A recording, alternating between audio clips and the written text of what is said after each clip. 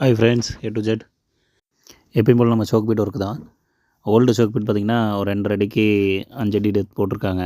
அது பத்தலாம் நம்ம கூப்பிட்டுருந்தாங்க. பக்கத்தில் நியூவாக போட்டிருந்தோம். சரி, ஓல்டு டேமேஜ் அதிகமாக பண்ண வேணாம், கிளியர் பண்ணி மட்டும் வச்சுட்டு இது நியூவாக ஒரு 7 அடிக்கு தோண்டியிருக்கோம். இதுதான் அந்த ஓல்டு சோக் பீட்டு. அதுவும் கொஞ்சம் கிளியர் பண்ணி இருந்து கனெக்ஷன் வந்து இதுலேருந்து ஓவர்ஃப்ளோயே அதுக்கு போகிற மாதிரி செட்டப் பண்ணியிருந்தோம். இந்த ஏரியா பார்த்திங்கன்னா ஃபுல்லாக ஒர்க் முடிச்சிட்டோம். மறுபடியும் ஃபினிஷிங் ஒர்க்குக்கு நான் போனோம் 1 இயர் கழிச்சு. இந்த டோட்டல் வீடியோ பார்த்திங்கன்னா 1 இயரோட வீடியோ தான். இது நல்ல கண்டிஷனாக பக்காவாக ஒர்க் ஆகிட்டுருக்கு. அதுக்கப்புறம் வீடியோ அப்லோடு ஒவ்வொரு வேலையும் நாங்கள் செஞ்சு அது பக்காவான பிறகு இந்த வீடியோ அப்லோட் பண்ணுறோம். நான் சொன்ன மாதிரி ஓவர்ஃப்ளோ வந்துடும். அதுலேருந்து ஏர் பைப் வச்சுருப்போம். ஒவ்வொரு சோக் பீட் நாங்கள் சொல்கிறதுனா ஏர் பைப் கம்பல்சரி வைங்கன்னு. இந்த வீடியோவில் ஃபினிஷிங்கில் காட்டுறேன் ஏர் பைப் எப்படி கொண்டு போகிறேன்னு. இதில் செப்டிக் டேங்கோட ஓவர்ஃப்ளோவும் இருக்குது, வேஸ்ட் வாட்டர் ஓவர்ஃப்ளோ இருக்குங்க. அது எல்லாமே கண்டுபிடிச்சி வச்சோம். இந்த வீட்டில் நிறையா ஒர்க் பண்ணியிருந்தோம். இதில் மெயின் இந்த ஒர்க் மட்டும் சொல்கிறேன், இது மட்டும் காமிச்சிருக்கேன். பார்த்திங்கன்னா ஃபினிஷிங் பண்ணி இதெல்லாம் 1 இயருக்கு அப்புறம் இந்த பேக்கிங் ஒர்க் பண்ணிகிட்ருக்கோம். அந்த வீடியோவுமே நான் ஜாயின் பண்ணி ஃபினிஷிங்காக போட்டிருக்கோம்.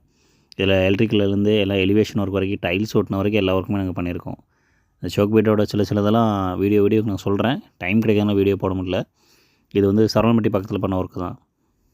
Thank you friends.